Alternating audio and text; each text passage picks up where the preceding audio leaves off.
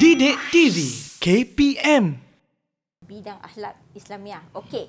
Jadi macam biasa, inilah dia perkara-perkara yang calon-calon SPM kena bawa bekal masuk dalam dewan peperiksaan. Tajuk dikuasai, bentuk soalan SPM, teknik menjawab dan soalan contoh. Nampaknya Aiman, G3 kena laju sikit ni Aiman. Kena bermecutlah kita ya. Okey. Tajuk-tajuk bidang akhlak Islamiah tak banyak, hanya 9 adab yang perlu dikuasai masuk dalam SPM. Ini je ke yang perlu dikuasai untuk orang Islam? Tak, yang nak SPM. Bukan untuk orang Islam. Ya, nak SPM. Ya, okey.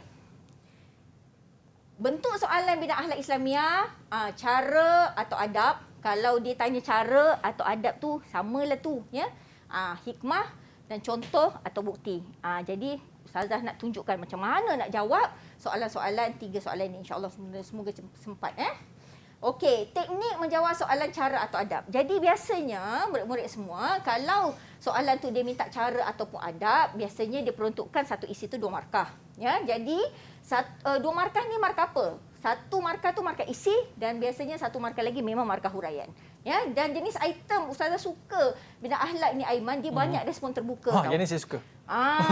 Sebab apa kita boleh goreng pakai air fryer kan? Atau sebab apa? Dia our lifestyle Aiman kan, yang kita amalkan kan. Respon terbuka. Jadi teknik dia kena ingat, mesti jawab dalam bentuk point, tulis dalam bentuk kata kerja. Ingat Aiman, kalau cara ataupun adab mesti tulis dalam bentuk kata kerja atau perbuatan yang boleh dilihat oleh panca indera. Atau panca indera tu maksudnya lah mata, telinga, inilah panca indera lah kan, tangan. Gunakan perkataan yang berimbuhan me tu, men tu maksud meng ke mem, semua tu lah ya, me atau ber. Ustazah macam bahasa Melayu je. Jangan pandang sebelah mata subjek pendidikan Islam ya Aiman. Kami memang pandai bahasa Melayu. Okey, dan mulakan huraian murid-murid semua dengan salah satu daripada aksu kita tadi ya. Huraian ni boleh ke bukan salah satu daripada aksu ni? Dia macam ni lah. Huraian ni senang pakai salah satu aksu. Senang calon-calon nak menghuraikan, senang juga ustazah nak mendetek, nak mengesan huraian calon-calon tu di mana ya. Okey. So tips daripada ustazah untuk jawab soalan cara atau usrah ni usrah pula ya. Usrah untuk jawab soalan cara atau adab ni, berikan cara yang khusus dengan kehendak soalan tersebut. Masukkan kata kunci soalan pada ayat jawapan, barulah tadi jawapan cara atau adab itu akan diterima. Dan ini pun best ni Aiman. Kalau tidak melakukan ni, dia boleh dijadikan sebagai jawapan cara ataupun adab. Jadi jangan sangka kalau cara ni mesti buat je. Jadi kalau tak buat pun, dia boleh dijadikan sebagai jawapan cara. Ya. Okey, soalan contoh. Terangkan 2 cara mendapatkan khauf. Tadi saya tajuk khauf ya, dia 4 markah. Jawapan contohnya macam biasa, tulis pernyataan jawapan. 2 cara mendapatkan khauf ialah poin 1, bergaul dengan ulama dan para solehin. Tengok ya, dia guna imbuhan ber. Ya, mesti. Barulah diterima. Agar, letak salah satu daripada aksud tadi, agar letak huraian. Sentiasa mengingatkan diri dengan perkara kebaikan. Jadi mesti letak dia punya kata kunci. Kata kunci yang baik-baik. Khauf ni takut. Kan, takut kepada Allah.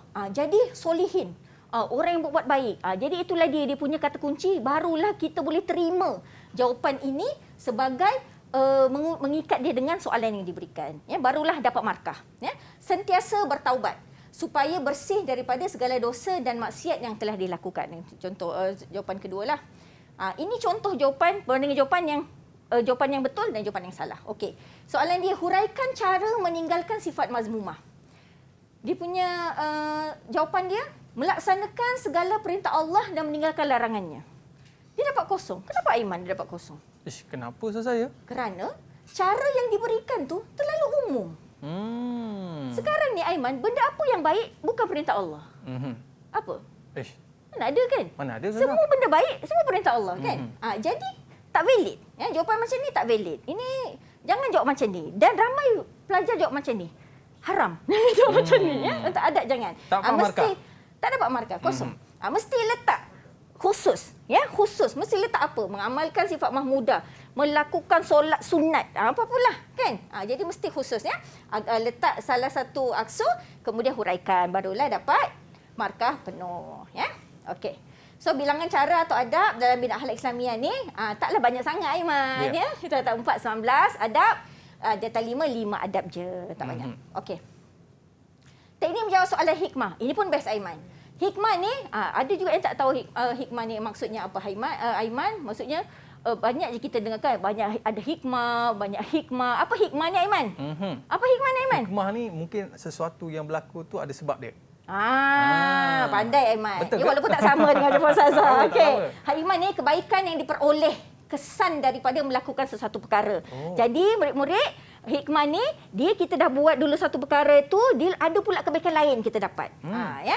Jadi untuk hikmah ni, markah dia satu isi 2 markah biasanya. Macam biasa juga, kalau 2 markah ni biasa satu markah tu untuk isi, satu markah lagi untuk huraian. Jenis item dia respons terbuka. Ya, respons terbuka, teknik dia jawab dalam bentuk point, tulis dalam bentuk ayat positif sahaja. Ingat, untuk hikmah mesti ayat positif sahaja. Jangan letak ayat negatif. Apa contoh ayat negatif? Dimurkai Allah, menjejaskan. Itu ayat negatif, tak mau. Ya, jadi dia mesti ayat positif je, benda-benda baik je. Mendapat keredaan, benda-benda yang baiklah, ya. Okey, mulakan huraian, gunakan perkataan yang berimbuhan men. Ini teknik yang Ustazah bagi. Ya, supaya jawapan tu betul dan dapat markah. Mulakan huraian dengan salah satu daripada aksu, ya, agar kerana supaya untuk. Okey, tips. Ustazah nak sedekah lagi ni, ya. Tips untuk menjawab soalan hikmah, berikan kebaikan yang khusus dengan kehendak soalan tersebut. Masukkan kata kunci soalan pada ayat jawapan. Jadi ingat, untuk adab ni dikenakan kata kunci lah, Aiman, ya. Khusus tadi tu, jangan umum. Dan boleh mulakan jawapan hikmah anak-anak semua dengan dapat apa. Kalau dia tanya hikmah. Hikmah apa pula? Hikmah bersifat tawaduk, dapat macam tu, ya. Okey, soalan contoh hikmah. Terangkan 2 hikmah mengamalkan prinsip wasatiyah dalam kehidupan. Jawapan contoh. 2 hikmah mengamalkan prinsip wasatiyah ialah, yang pertama, dapat menyempurnakan akhlak dan nilai murni agar syiar Islam dapat ditegakkan. Tengok, ya. Mulakan jawapan dapat, confirm benda baik. Tak adalah dapat mencuri, tak akan. Susahlah orang nak bagi jawapan negatif tu, kan. Dapat mesti benda baik, ya, imbuhan kemudian tambah salah satu aksu, kemudian letak huraian. InsyaAllah dapat markah penuh, ya. Okey, perbandingan jawapan hikmah. Soal huraikan hikmah menjaga alam sekitar, 2 markah. Dijawab membersihkan. Okey, hikmah menjaga alam sekitar ialah membersihkan persekitaran daripada sampah sarap. Dia guna juga ni, Aiman. Tapi dia dapat kosong, Aiman. Kenapa, Aiman? Sebab tengok ni, isu dia menjaga alam sekitar. Dia jawab membersihkan persekitaran. Ini bukannya hikmah. Murid-murid semua, ini cara menjaga alam sekitar. Jadi ramai juga yang buat kesilapan macam ni. Jadi jangan buat. Jangan buat macam ni. Tak dapat markah, ya. Jadi sebab kalau anak-anak murid semua boleh tak dapat, dia takkan sudah dapat membersihkan tu, dia susahlah nak bagi jawapan macam tu, ya. Jadi dia hikmah ni, kita letak, kita buat benda baik ni, kita akan dapat benda baik lain. Contoh, kita jaga alam sekitar, apa yang kita dapat? Menikmati persekitaran yang bersih. Nampak, ya, beza dia? Kalau yang ini tadi, kita bersihkan, itu cara kita jaga alam sekitar. Kalau hikmah dia, kita jaga alam sekitar, dengan membersihkan, kita dapat menikmati persekitaran yang bersih, lepas tu tambah dengan salah satu aksu, dan huraikan. Okey? Boleh, Aiman? Boleh? Boleh, Ustazah. Markah, Okey, so bilangan hikmah dalam bidang akhlak Islamiah, tiatan 4, 5 hikmah, tiatan 5, 4 hikmah. Okey, contoh atau bukti ni, dia satu isi satu markah biasanya, respon terhad, jawab dalam bentuk poin, berikan gambaran dan keterangan yang spesifik, bukannya umum, tulis dalam bentuk ayat lengkap, sekurang-kurangnya 4 patah perkataan. Tips untuk menjawab soalan contoh atau bukti, fahami konsep akhlak yang diberikan dalam soalan dan hafal sekurang-kurangnya satu contoh atau bukti yang ditunjukkan oleh Rasulullah sallallahu alaihi wasallam. Biasanya kalau contoh bukti ni dia minta apa yang diamalkan oleh Rasulullah sallallahu alaihi wasallam lah. Ya, dia berikan contoh yang khusus dan terperinci dan tulis contoh yang diberikan dalam buku teks. Tak perlu nak cari buku-buku lain ya. Okey, kemudian contoh soalannya, jelaskan contoh sifat tawaduk diamalkan oleh Rasulullah. Tiru saja dari mana dari apa yang di buku teks, boleh olah ikut ayat kita sebab biasanya ayat buku teks panjang, Aiman. Jadi contoh sifat tawaduk yang oleh Rasulullah SAW tidak pernah mencela makanan yang disediakan untuk baginda. Tengok, dia bagi sifat dan bagi contoh. Bagi contoh ya. Jadi itu cara teknik untuk jawab soalan contoh. Perbandingan dia, contoh yang tak tepat, jawapan yang tepat, baginda tidak pernah menipu. Umum je. Kan? Umum, baginda tidak pernah menipu. Yang macam ni dia tak akan bagi markah sebab terlampau umum. Ya. Jadi dia akan bagi markah kalau baginda dia bagi contoh, tak pernah menipu tu macam mana caranya? Baginda tidak pernah menokok tambah ayat yang disampaikan kepada baginda. Barulah jawapan macam ni akan dapat markah. Faham Aiman? Faham Ustazah. Okey, Aiman faham je lah kan? Okey, bilangan contoh atau bukti dalam bina akhlak Islamiah ni, tingkatan 4 ada 3 contoh dan tingkatan 5 ada 5 contoh. Didik TV KPM